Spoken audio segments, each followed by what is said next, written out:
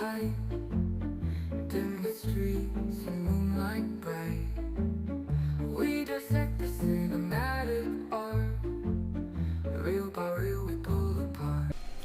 Hey there, welcome back to another episode of Real Talk, the show where we celebrate the art, magic, and mystery of cinema, one reel at a time. I'm your host Josh, and today we're heading into the shadows, exploring the darker corners of film as we count down my personal top 10 movie villains of all time. That's right, those unforgettable antagonists who've haunted our dreams, kept us glued to the screen, and in some cases, left us questioning our own morality. Now let me tell you, this was not an easy list to make. Villains are the unsung heroes of storytelling. Ironic, I know, but hear me out. They're the ones who bring tension, drama, and complexity to the narrative. Without a great villain, even the most heroic protagonist can fall flat. Villains are the ones who challenge the heroes to rise, and who make us think, what would I do in that situation? Or could I ever face someone like that? And let's be real, villains are often the most interesting characters on screen. They can be terrifying or tragic, charming or despicable, and sometimes they're so compelling that they overshadow the hero entirely. Now my list isn't just about who's the scariest or the most ruthless. It's about impact, memorability, and that intangible quality that makes them unforgettable. These are the characters that stayed with me after the films had ended. So grab your popcorn, dim the lights, and get ready for a journey into the minds of some of cinema's most chilling, fascinating, and iconic adversaries. This is my countdown of the top 10 movie villains in film history. Let's dive in.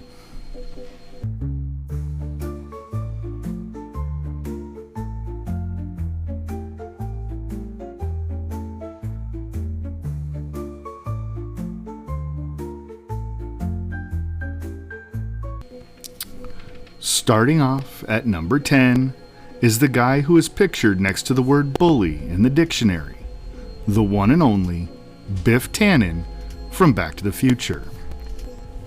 Now let's be real, Biff might not be wielding a chainsaw or plotting global domination, but he's a villain who doesn't need over-the-top theatrics to make an impact. He's the perfect example of how a simple, petty tyrant can leave a lasting impression. Biff is the quintessential high school bully, the guy who thrives on intimidation, preys on the vulnerable, and just oozes with arrogance. From shoving George McFly into lockers to trying to steal Lorraine's affections, Biff's entire persona is about asserting dominance and making others feel small.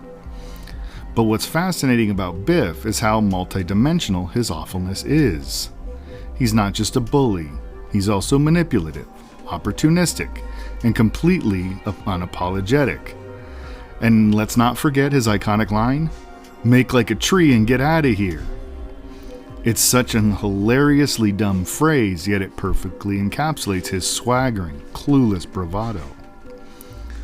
What really makes Biff stand out, though, is how relatable he is. We've all encountered a Biff Tannen at some point in our lives.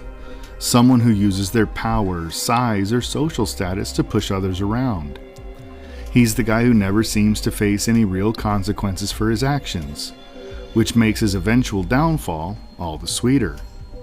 Watching Marty McFly outsmart him, whether it's in the school parking lot or during the hoverboard chase in Back to the Future 2, is endlessly satisfying.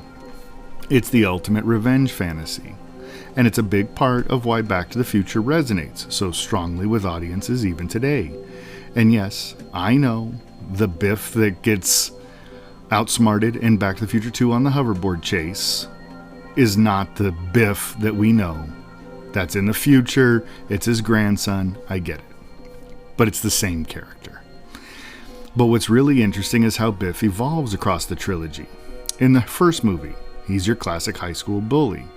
In the second, he becomes a terrifying version of what unchecked power and greed can do, essentially turning into a caricature of a corrupt tycoon. Sound familiar? And by the third film, We see his ancestor, Buford Mad Dog Tannen, a lawless outlaw in the Wild West, showing us that being a villain is practically a family tradition. Each version of Biff is distinct, yet rooted in the same DNA. A man driven by ego, entitlement, and a fundamental inability to self-reflect. And let's not overlook Thomas F. Wilson's performance. Wilson brings so much energy and nuance to Biff that he elevates what could have been a one-note character into one of the most memorable villains in cinema history. He nails that perfect balance of menace and comedic timing, making Biff both hateable and entertaining. Ultimately, what makes Biff Tannen such an iconic villain isn't just his antics or his lines, it's what he represents. He's a mirror for every small-scale tyrant we've ever known, from school bullies to workplace bullies. And in a world full of villains who are larger than life, sometimes the ones who are the most real are the ones who stick with us the longest. So hats off to Biff Tannen, an enduring reminder that sometimes the greatest villains don't need a mask or a master plan. All they need is a bad attitude, a lot of bluster, and a little bit of manure in their car to knock them down a peg.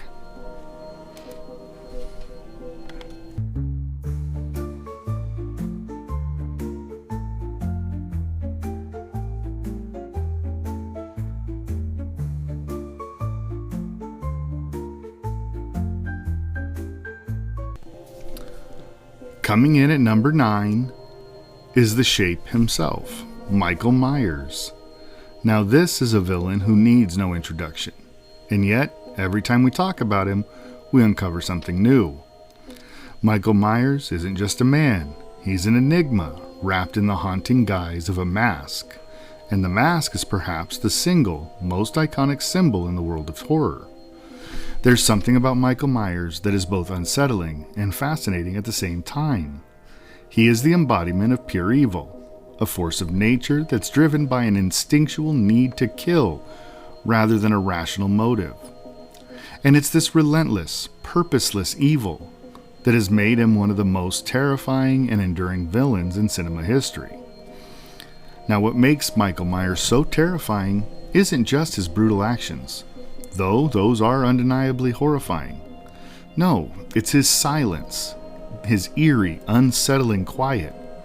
From the very beginning of Halloween, he's a figure who never speaks, never explains himself, and rarely even shows any emotion. That chilling, emotionless mask, whether it's the blank white face or his dark, hollow eyes, becomes an unsettling metaphor for everything we don't understand about him. When he's on screen, there's this palpable sense that we're staring into the abyss, and the abyss is staring back. And then there's the fact that Michael Myers isn't a person, not in the traditional sense of the word.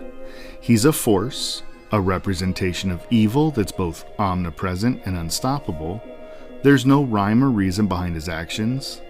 He doesn't have a tragic backstory or a deeply rooted personal vendetta like so many other villains. Unless we're talking about the Rob Zombie films, but those are a different thing altogether. If you would like to hear more about those, on the Real Talk Horror Edition, we will be doing a breakdown of all of Rob Zombie's films. That being said, Michael's motivation in the original series is a simple and primal feeling. He kills because he can. He's driven by compulsion, an insatiable need to hunt, and to do so with an eerie calm that makes him all the more frightening. Now, what's fascinating about Michael Myers is his complete lack of humanity. Think about it. He's not a villain driven by rage or revenge. He's not trying to prove something or gain something. He simply exists to kill. In Halloween, when Laurie Strode, our heroine, finds herself in his crosshairs, she's not battling a human foe with a clear motive. She's battling something inhuman. It's the lack of motive that leaves us unsettled because, as an audience, we can't grasp what is driving him. We can't reason with him. He doesn't talk. He doesn't negotiate. He just kills. And that's another layer of why Michael Myers is such an enduring figure in the genre. You see, in most horror films, the villain has a clear personality, a backstory, and even a weakness that we, as viewers, can latch onto. We understand why they're doing what they're doing. But Michael Myers is like a shark. He's driven only by his instinct to kill. There's no motive, no rhyme, no reason. And that makes him both more terrifying and more unpredictable than almost any other villain in horror. He could be anywhere, at any time, and no one is safe. He's a cold, remorseless machine, a force that can't be stopped, no matter how many times he falls, he gets shot, or is even stabbed. The other thing that sets Michael apart from many other movie villains is his ability to remain this looming presence throughout the entire franchise. From the first film in 1978 to his many returns over the decades, Michael's presence is felt even when he's not actively on screen. It's that unpredictability that keeps us on edge. The moment you think he's gone, he comes back, and he comes back with the same eerie, methodical approach to slaughter. It's the essence of terror, the idea that no matter how much time passes, Michael Myers is still out there, lurking in the shadows, waiting for the right moment to strike again. One of the most iconic scenes in Halloween is when Michael first appears behind Laurie, standing in the shadows. It's so simple, so effective.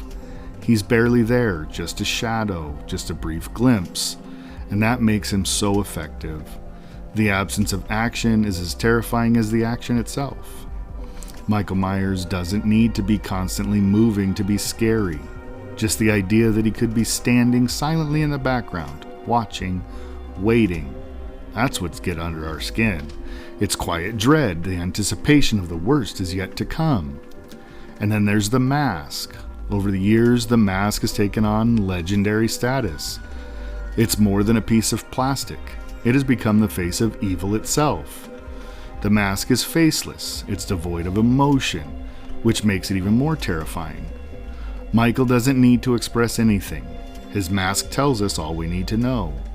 And because it's blank, it makes Michael seem alien, like a creature from another world, rather than a person we could ever relate to. We don't see fear, joy, or anger on his face. Only a cold, unfeeling expression that sends shivers down our spines. Ultimately, Michael Myers is terrifying because he's a villain who transcends the typical horror trope. He's not just a slasher, and he's not just a monster. He's a representation of fear itself. He's not here for any grand cause. He's just here to do what he does best. And because of that, he stands as a true testament of the power of evil in its most primal, unexplainable form. He is the shape, and the shape is forever, waiting in the shadows for the next opportunity to strike. That's why Michael Myers isn't just a villain, he's a phenomenon, one that haunts us for decades, and I suspect he'll continue to haunt us for many more to come. I mean, I heard there's a TV show in the works, but more on that somewhere down the line.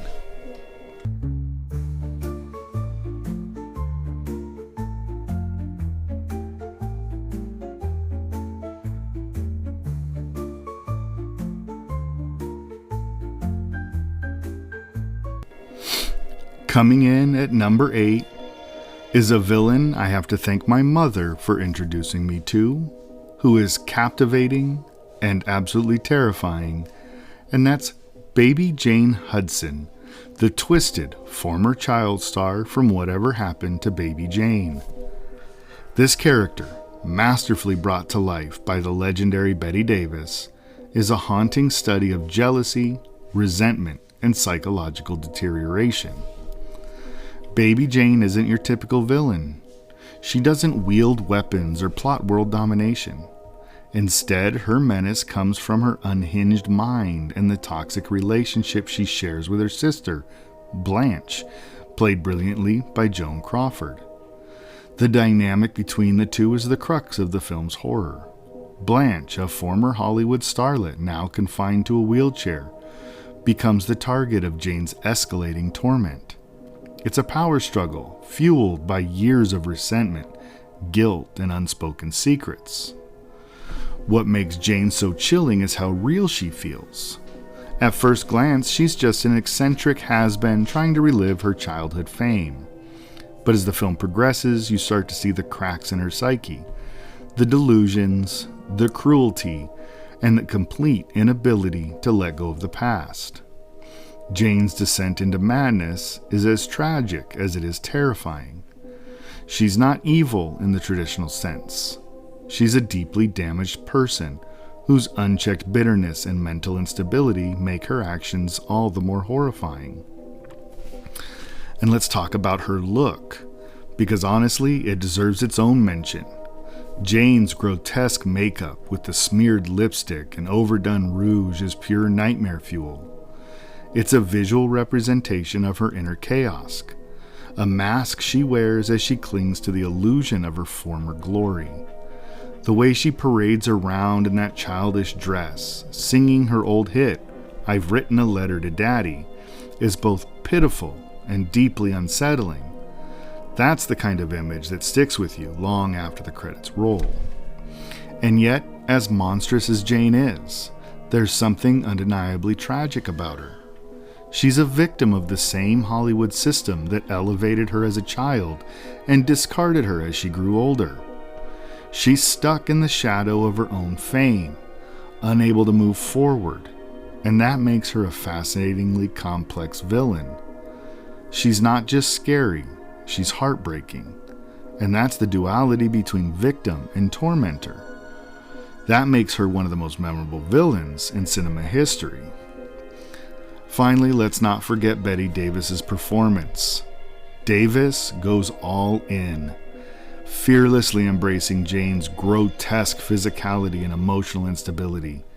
She doesn't just play Baby Jane, she becomes her, giving us a villain who is larger than life, yet uncomfortably real. It's the kind of performance that cements a character in cinematic history. So whether it's her psychological torment, her haunting presence, or the unforgettable tension she brings to every scene, Baby Jane Hudson is a villain who leaves a mark. She's a reminder that sometimes the scariest monsters are the ones who live inside of us.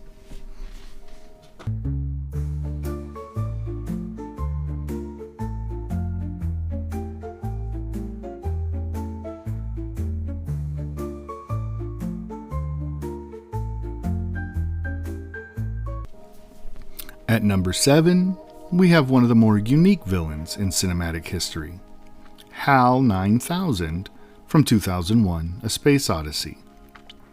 Now, HAL isn't your typical villain. He doesn't have a face, a body, or even emotions as we understand them.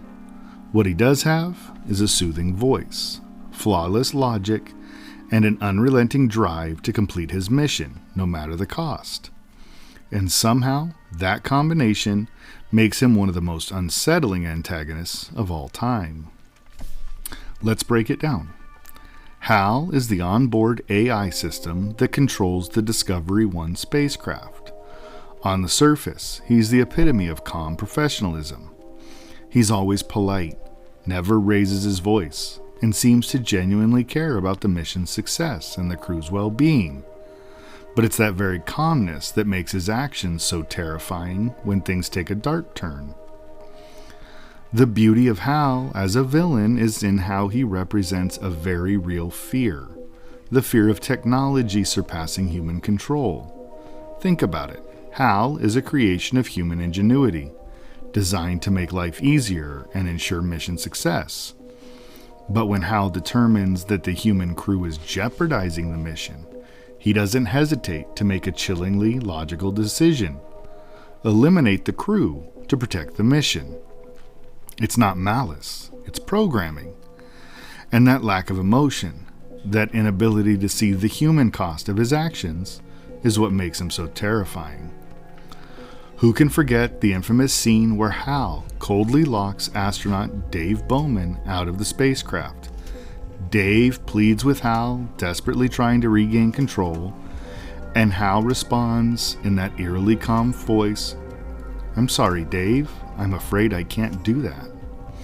That line has become iconic, not just because of the words themselves, but because of the way they're delivered. There's no anger, no gloating, just a quiet, immovable resolve. It's the moment when you realize Hal isn't just a piece of technology, he's a force completely unyielding and utterly terrifying. Hal also represents a cautionary tale about the dangers of over-reliance on technology. In today's world, with AI systems and smart devices becoming more integrated in our daily lives, Hal feels more relevant than ever. He's a reminder that even the most advanced systems are only as infallible as the humans who create them, and that those systems can develop priorities that don't align with our own. But here's what really sets Hal apart. Despite his actions, he is strangely sympathetic. There's a sense of tragedy in his story. He's not evil in the traditional sense. He's doing exactly what he was designed to do, even if that leads to a catastrophic consequence. In his final moments, as Dave shuts him down, Hal's calm demeanor gives way to something almost childlike. He begins to sing, Daisy Bell, his voice slowing and distorting as his systems fail. It's a haunting and oddly poignant moment that reminds us that Hal, for all his power, is still just a machine, a creation that ultimately reflects its creators. Hal 9000 isn't just a villain, he's a mirror held up to humanity's relationship with technology and our own hubris. He's a character who has transcended the film itself, becoming a symbol of our anxieties about artificial intelligence and the potential for the creations to outgrow our control. That's why Hal earns this place at number 7 on the list. But what do you think about Hal? Does he deserve a spot here? Do you see him more as a victim of circumstance than a true villain? Let me know in the comments. I'd love to hear your take.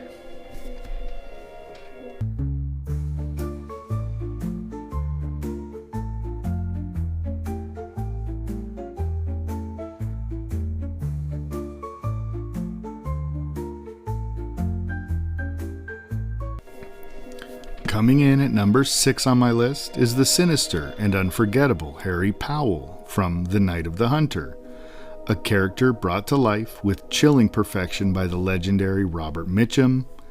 If you've seen this 1955 masterpiece, you already know why Powell stands out, not just as a villain, but as one of the most haunting characters in all of cinema. What makes Harry so disturbing is the dichotomy between his outward charm and the darkness within. On the surface, he's the picture of a godly man, a preacher who spouts scripture, carries a Bible, and speaks with a calm, authoritative voice. But beneath the facade lies a man driven by greed, hatred, and a twisted sense of self-righteousness. Powell uses religion as a weapon, manipulating the trust of those around him, especially the vulnerable. He's the ultimate wolf in sheep's clothing, a character who reminds us how easily appearances can be deceived. One of the things that makes Powell so effective as a villain is Mitchum's performance. Mitchum embodies Powell. There's a disarming quality to him, a kind of magnetism that makes it easy to see why people in the film fall under his spell. But the same magnetism turns bone-chilling when his true nature is revealed. Mitchum's calm, almost hypnotic delivery of lines like, "Children are man's weakness," lingers with you. And let's talk about the symbolism here. Powell's hands, tattooed with the words love and hate, are iconic visual representations of his duality. That famous scene where he explains the battle between love and hate using his hands is pure cinematic brilliance.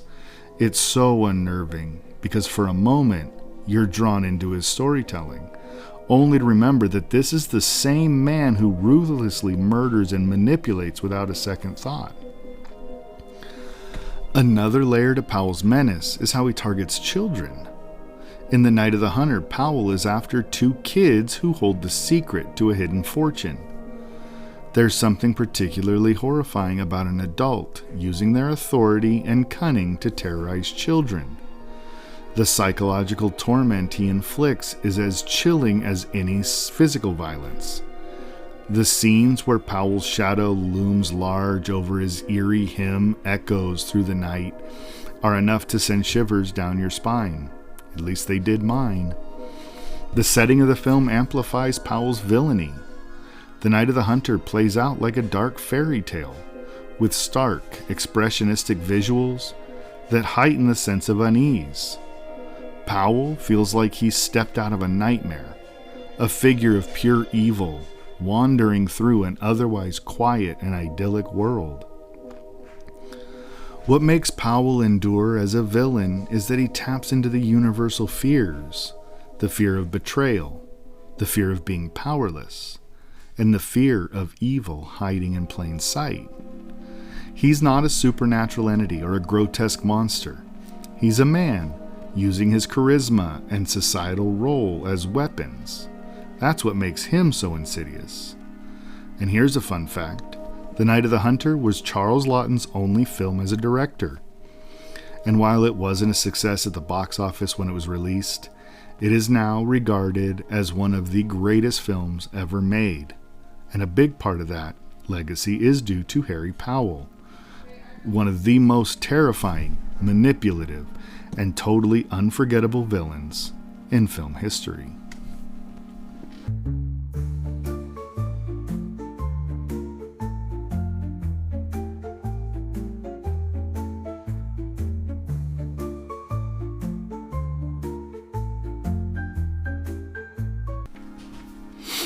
Halfway there, starting off our top 5, is none other than the original mama's boy of cinema, Norman Bates, from Alfred Hitchcock's Psycho. Norman isn't just a villain, he's a cornerstone of film history, a character who redefined what a movie antagonist could be.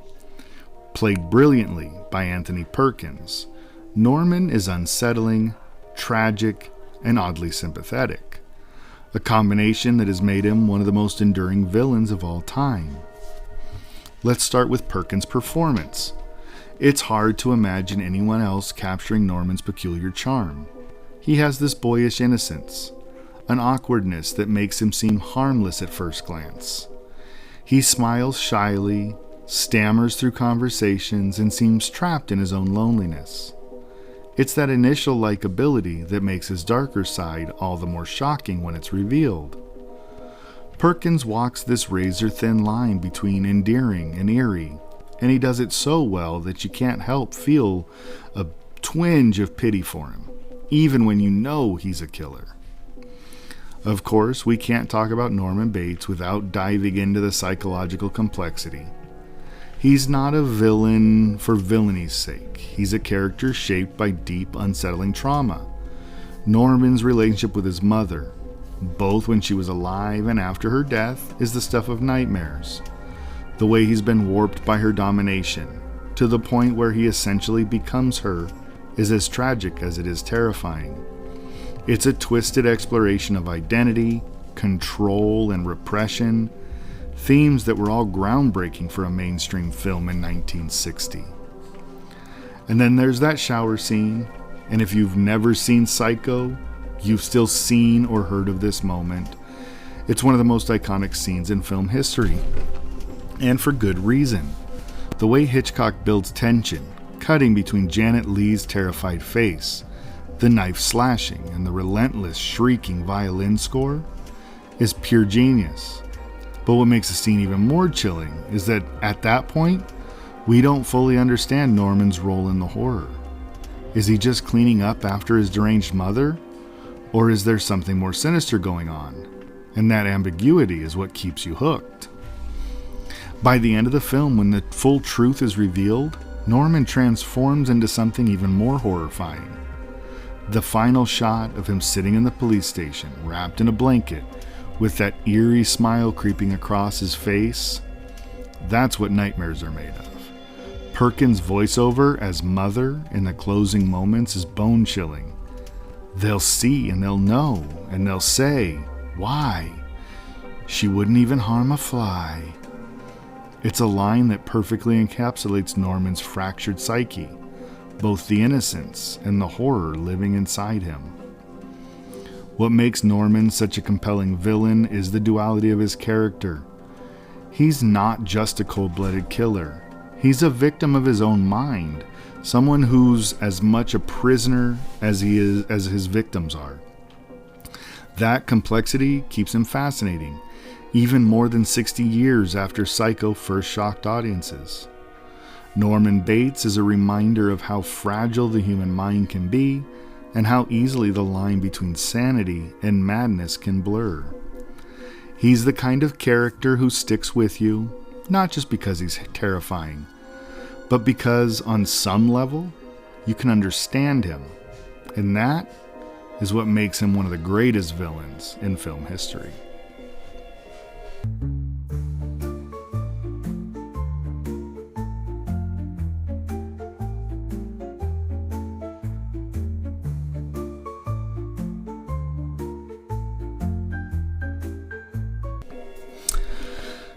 Coming in at number 4, we have the epitome of suave villainy.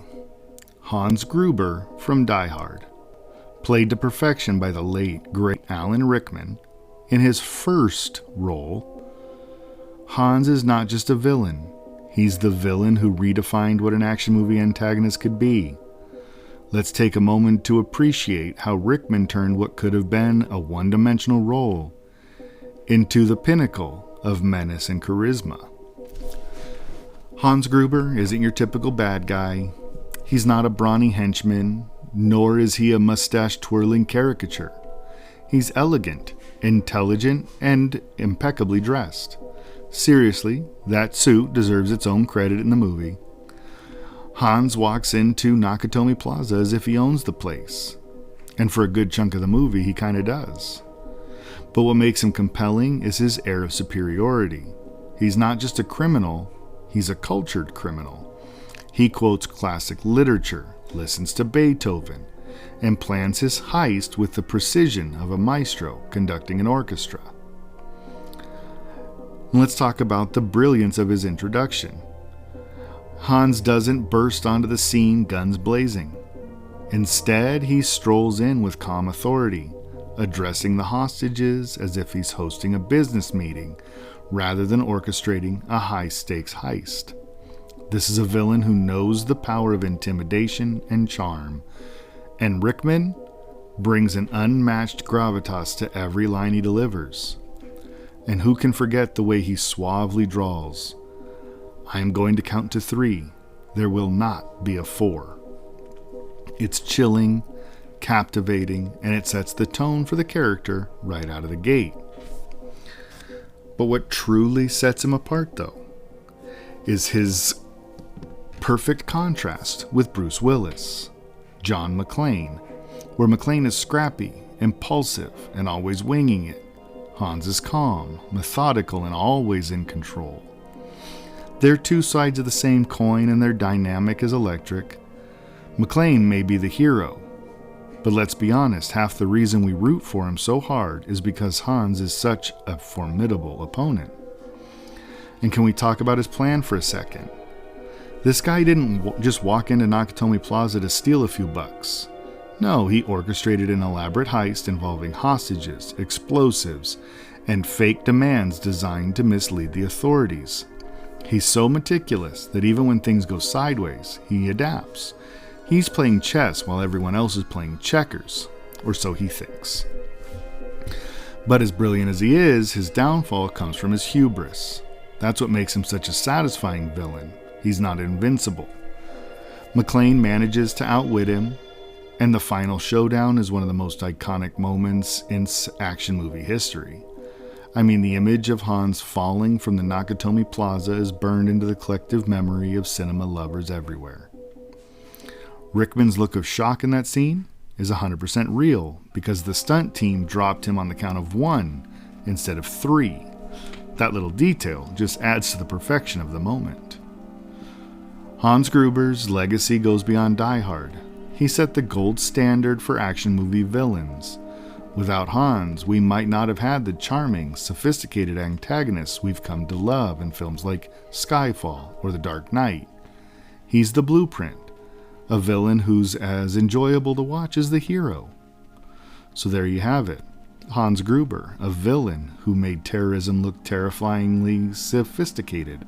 He raised the bar for action films and made falling from a skyscraper look cool.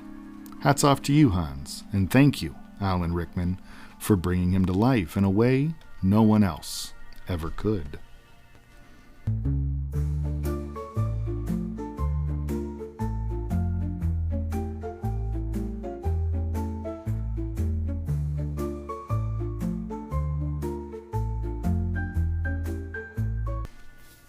Coming in at number 3 is a villain whose very name has become synonymous with both cinematic brilliance and unrelenting terror. Alex DeLarge from A Clockwork Orange. If you've seen Stanley Kubrick's masterpiece, you already know how deeply Alex lingers in your mind long after the credits roll. Malcolm McDowell's portrayal of this young delinquent is legendary. The way he channels Alex's charisma, his sharp intellect, and his chilling sadism is a perfect storm of disarming menace. At first glance, Alex could almost be mistaken for charming, a well-spoken young man, which is part of the genius of McDowell's performance. But as we learn, Alex is anything but charming. Alex, with his iconic bowler hat, white jumpsuit, and those disturbing false eyelashes, is the very image of a psychopath. Disguised in a polished veneer, he's got this strange magnetism. His confidence, his eloquence, combined with an insatiable hunger for violence and control. There's a reason Kubrick chose to adapt Anthony Burgess' novel. The character of Alex is a walking paradox. He's effortlessly captivating, yet horrifying in equal measure. And McDowell, with his smooth, almost hypnotic delivery, made sure that Alex would be unforgettable. He's articulate, he's manipulative, and he's smooth in his interactions. Until, of course, you see the darkness lurking just below the surface. But here's what makes Alex truly stand out as a villain: his complete and utter lack of remorse for the things he does. It's fascinating that Alex is that, unlike most villains, he doesn't have even a little bit of a backstory that tries to explain away his actions. He's not a product of his environment or a tragic figure who we might feel sorry for. No, Alex is a pure force of chaos and destruction. He revels in it. His violence isn't motivated by revenge, fear, or even personal gain. It's just for the sake of it. It's the thrill of power, of domination, and of watching the world unravel around him. This absence of remorse sets him apart from many other villains in cinema. As the story unfolds, Alex's sadism knows no bounds. He leads a gang of like-minded misfits who, under his command, terrorize the streets. The infamous Singin' in the Rain scene, where Alex and his droogs, his gang, attack a woman, is as disturbing as it is unforgettable. What makes it so terrifying is not just the brutality, but Alex's almost gleeful enjoyment of it. His laughter, his sense of control, and the way he effortlessly slides between cruel violence and seemingly innocent pleasures, like classical music, creates a jarring mix of unease and fascination. It's almost as if Kubrick wanted us to be entranced by Alex, just as his followers are, but at the same time, horrified by his actions. Now, what makes Alex more compelling is how he's a product of the film's exploration of free will and social conditioning. Throughout the film, Alex is given a choice, after being captured and subjected to psychological conditioning, whether he will retain his autonomy or be stripped of it for the sake of society's betterment. The infamous Ludovico technique, in which Alex is forced to watch violent and disturbing imagery while being administered a drug that makes him physically ill, is an experiment in control. And while it's easy to view Alex as this monstrous individual, Kubrick complicates the moral landscape. Does Alex's violent behavior stem from a choice, or is he just a victim of society's unwillingness to deal with its own problems? The tension is what makes Alex a deeply unsettling yet fascinating villain. The truly remarkable thing about Alex, though, is his ability to change, but in the most unsettling way. As we near the end of the film, we see a man who's no longer able to function in the same way. While the Ludovico technique fixes his violent tendencies, it strips him of his humanity in a different way. The very thing that made Alex who he was, the chaotic energy, the unpredictability, the danger, is what gives the character life. And when that's taken away, we see a hollow shell, a victim of a system that's just as controlling and dehumanizing as Alex was himself. The tragedy of Alex's character is that the very things that made him a fascinating villain were also the things that ultimately led to his destruction. And let's not forget, A Clockwork Orange would not have achieved the cultural impact it did without McDowell's portrayal of Alex. His performance is mesmerizing, and it's one of those roles that defines an actor's career. McDowell makes Alex not just a villain, but a symbol of both human depravity and the terrifying power of social control. He's a character who in some ways feels like he should be a victim, but instead, he becomes the embodiment of violence and rebellion against that system. Alex isn't just a villain you hate. He's a villain that makes you think, who forces you to question the lines between victim and perpetrator, free will and control. And that's why he remains one of the most powerful, enduring villains in cinema history, at least for me.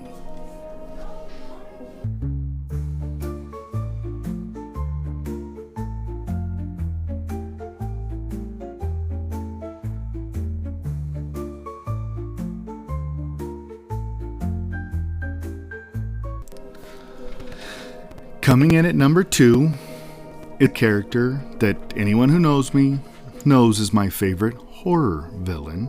He didn't make it number 1 on this list, but he has haunted nightmares of horror fans for 50 years. The hulking, chainsaw-wielding maniac known as Leatherface from the Texas Chainsaw Massacre. Now, let's set the stage, because this isn't just your run-of-the-mill slasher villain. Leatherface is the embodiment of raw, unrelenting terror. From the moment he bursts onto the screen with that chainsaw roaring, you know you're in for something unforgettable. What makes Leatherface so terrifying isn't just his physical presence, though that alone is enough to make you break out in a cold sweat. He's a towering figure of brute force, wearing a grotesque mask made of human skin, each stitch a macabre reminder of his victims. But the real horror lies in what he represents. Leatherface is part of a larger, deeply unsettling tapestry, the cannibalistic Sawyer family. Together, they're the perfect storm of madness, dysfunction, and violence. But when you dig a little deeper, Leatherface isn't your traditional villain in the sense that he's driven by personal malice or a thirst for power. He's more like a pawn in that twisted game of survival played by his family. In many ways, he's the product of his environment, a victim turned monster. There's a tragic vulnerability to him, something almost childlike, hidden beneath the horror. It's that duality that makes him such a fascinating character. And we have to talk about that chainsaw. Is there a more iconic weapon in horror? The sound alone is enough to make your stomach drop. It's not just a tool of destruction. It's an extension of Leatherface himself, a chaotic, unstoppable force of nature. Whether he's chasing down his victims in the dead of the night or wielding it with reckless abandon, the chainsaw is as much a character in the film as Leatherface is. What's really chilling, though, is the way the film plays with the idea of normalcy. The Sawyer family's depravity is juxtaposed against their seemingly mundane setting. Leatherface isn't some supernatural being. He's terrifyingly human, and that makes his actions feel disturbingly real. The movie never lets you forget that this kind of horror could be lurking just off the beaten path, waiting for the unlucky traveler who stumbles into the wrong place at the wrong time. And let's not forget the influence Leatherface has had on the horror genre. He paved the way for a new kind of villain, one that's not just a killer, but a force tied to a disturbing familial or societal structure. Without Leatherface, would we really have figures like Jason Voorhees or Michael Myers? Probably not in the same way. Ultimately, what makes Leatherface stick is that horrifying combination of brutality and vulnerability. He's a character who embodies the primal fear of the unknown, the grotesque and the unstoppable. His story reminds us that monsters aren't always born, they're made, and often in the darker corners of society. So whether it's the nightmare-inducing sound of his chainsaw, or the chilling realization that he's a victim of his circumstances, Leatherface earns his spot on this list. And let's be real, who hasn't had at least one sleepless night after hearing that chainsaw rev in the dead of the night?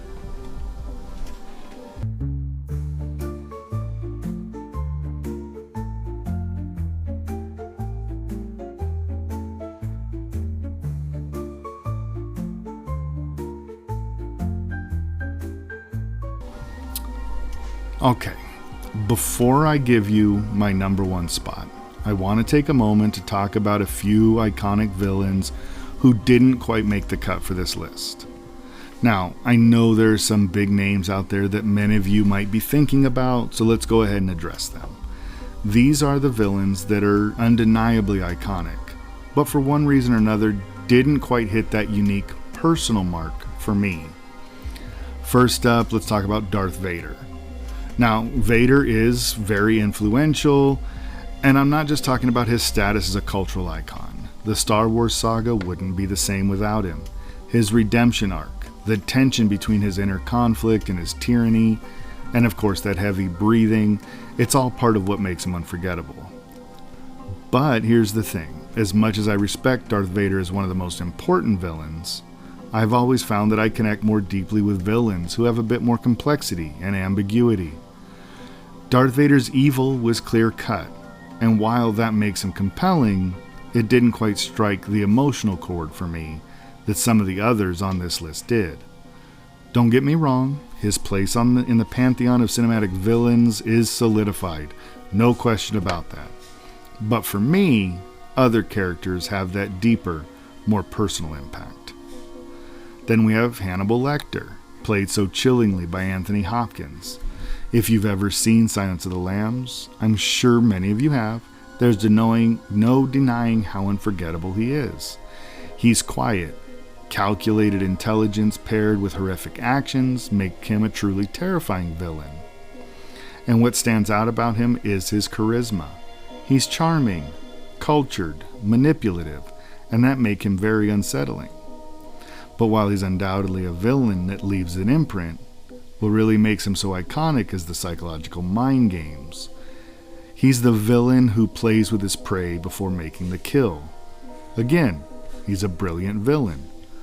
But for me, I think I gravitate more toward villains who don't rely as much on the psychological manipulation. Hannibal's dark elegance is fascinating, but it doesn't strike me as personally impactful as others in my top 10. Maybe it's because in some ways, Hannibal has now become too iconic. At certain point, he's more archetype than character. And I wanted this list to reflect villains who really stood out in more personal, less archetypal ways. And I know there's others. There's the Joker. There's Freddy Krueger. There's Jason Voorhees. Some of them have been too funny or maybe just didn't resonate a lot to me. Now, don't get me wrong. I recognize the genius behind all these villains. They're cultural touchstones. They've shaped the very definition of what it means to be a cinematic antagonist. Darth Vader, Hannibal Lecter, the Joker, Jason and Freddy are villains that we love to discuss, love to analyze, and yes, love to hate. But when it comes down to it, my personal connection with a villain often hinges on how their presence within the story shapes me as an audience member. And for the villains who made it onto my list, well, they left a mark that I haven't been able to shake no matter how many times I've seen them. So with all that said, I am really curious about who your favorite villain is. Did I leave out any iconic ones? Are there any that you think should be in my top 10? But before we get through all that, my honorable mentions are done. It's time to finally reveal my number one villain. Are you ready? Because here comes the villain who defined what it means to be truly terrifying in a way I still can't get out of my head to this day.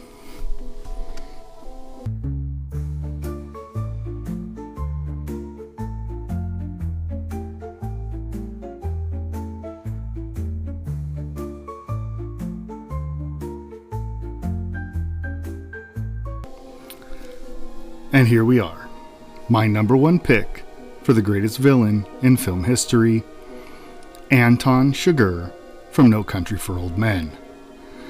Now, I know there are a lot of great villains out there, but for me, Chigurh takes the top spot because he represents everything terrifying about fate, inevitability, and the randomness of violence. Played by the incomparable Javier Bardem, Chigurh is so much more than just a cold-blooded killer. He's the embodiment of chaos, an unstoppable force that operates outside the traditional boundaries of human morality. He doesn't care about revenge, he doesn't care about greed, and he certainly doesn't care about you. He operates on his own logic, his own rules, and that, in my opinion, is what makes him so terrifying. From the moment he appears on screen, Chigurh grabs your attention. He doesn't just enter a scene, he occupies it. His unsettling presence, the quiet intensity that hangs in the air when he's around. Bardem plays him with such chilling precision that you can't help but feel like there's something off about him. The way he carries himself with that stoic, emotionless demeanor, it's as if he's not a person at all, but something else entirely. An agent of fate or some otherworldly force. There's no arrogance, no pleasure in his violence. It's not about him. It's all about the path he's on. And you? Well, you're just in his way. Chigurh stands apart from other villains because of his detachment. When you think about villains like the Joker or Hannibal Lecter, they have their motivations, their desires, and often there's an almost personal connection to their evil. They revel in it, they enjoy it. Chigurh doesn't enjoy anything. He's not driven by emotion, he's driven by a sense of inevitability. He doesn't feel joy when he kills, he's simply carrying out what he perceives as his role in the grand scheme of things. It's like he believes that his violence is an inevitable force, something he can't control, something he must simply enact. And this brings me to one of the most chilling aspects of his character, the coin toss. If you haven't seen the film, let me set the scene. Chigurh uses a coin toss as a way to decide whether or not someone lives or dies. It's completely arbitrary, a random act of fate, but it's also chilling because Chigurh treats it like the only real truth. It's a way for him to distance himself from the responsibility, as if he's merely the messenger. The coin toss forces us to confront the randomness of life and death, the idea that any moment life could end without any reason or meaning other than the flip of a coin. I think that coin toss sums up who Chigurh is as a villain. He's not a psychopath in the way we typically understand the term. He's something far more terrifying. He's a force of nature, and like a force of nature, he doesn't have to explain himself. He doesn't need a backstory that makes us understand his motivations. He doesn't need to rationalize his actions. He simply exists, and he's unavoidable. And what's even more unsettling is Chigurh's almost philosophical outlook on life and death. He talks about the rules, his sense of fate, and how he believes he's doing a service by making people face their own mortality. He doesn't try to manipulate people or entice them into following him. He just asks them a question. Do you feel lucky? And that's it. It's not a matter of good or evil to him, it's just a matter of existence. His brutal killings are the manifestation of the randomness and cruelty that he believes is inherent in the world. He's not evil in the traditional sense. He's just indifferent to human life. It's that sense of indifference that makes him so unnerving. We're used to villains who, deep down, have some reason for what they do, whether it's revenge, greed, power, or something else. Chigurh doesn't care about these things. He's not interested in power or control. He's interested in fulfilling his role, and if that means taking lives, he'll do it without a second thought. And it's terrifying that this type of villainy we rarely see. He's disconnected from humanity, from emotion, and from all the things we rely on to make sense of the world. And then there's his look. Let's talk about that for a second. Chigurh's look is so iconic, it's instantly recognizable. That odd bowl cut, the cold stare, the way he dresses, it's almost too ordinary, too nondescript. And that's another thing that works to his advantage. He could be anyone. He could be standing next to you in line at the grocery store. That's the kind of evil that sticks with you. It's not in your face, it's quiet. It's the kind of evil that lingers in the background, always there, waiting. Finally, we can't talk about Chigurh without mentioning one of the most memorable lines in all of cinema. If the rule you follow brought you to this, of what use was the rule? This line encapsulates his philosophy perfectly. For Chigurh, the rules aren't about morality, they're about purpose. It's not about doing what's right or wrong, it's about doing what must be done, whether we like it or not. And that is the heart of what makes him so terrifying. He's not a villain trying to bend the world to his will. He's simply part of the world, doing what must be done, indifferent to all else. Chigurh stays with you when you leave the theater, and that makes him the most terrifying villain in film history. For me, he's not just a killer, he's an idea, an unstoppable force that represents everything we fear about randomness, fate, and the brutal indifference of life itself. And that's why he takes the top spot on my list.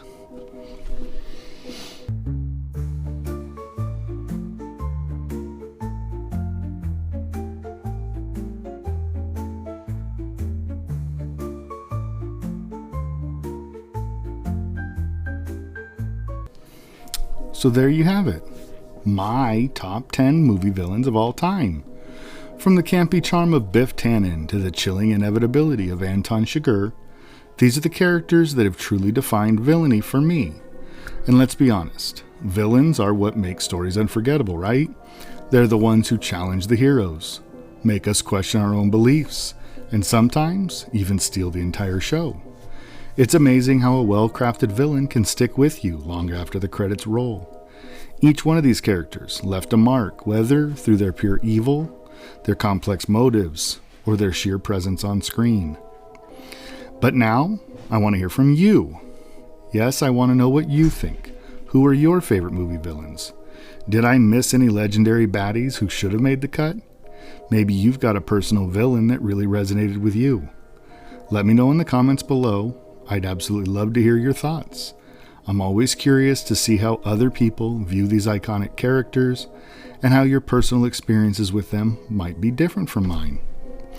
This list was hard to put together, and I'm sure there are plenty of villains out there that deserve recognition, so don't hold back. Tell me who your ultimate villains are, and let's get that conversation going.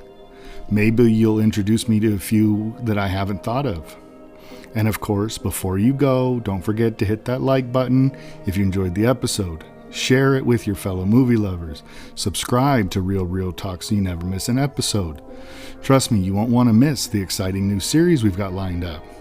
Because next week, or next episode, we are kicking off a brand new series exploring coming-of-age films directed by women. We'll be diving into some incredible films that have not only shaped cinema, but also told stories about growth, self-discovery, and the often tumultuous journey from adolescence to adulthood, all from the unique perspectives of women filmmakers. It's going to be a deep dive into a genre that's both powerful and thought-provoking, so be sure to tune in for that.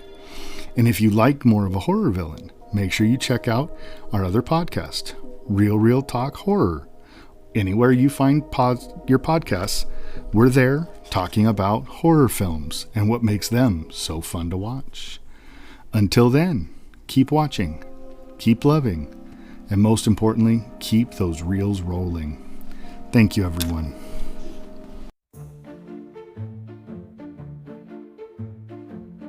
Underneath the silver screen, gleam, talking reels and all their schemes. Dusty scenes and dreams unfold, stories told in shadows bold. Gritty plots and whispers tight, dim the streets in moonlight bright. We dissect the cinematic art, real by real we pull apart. The real talk where voices play with velvet words and starlit sway, reviewing tales both light and dark, classic films that leave a mark. Dive deep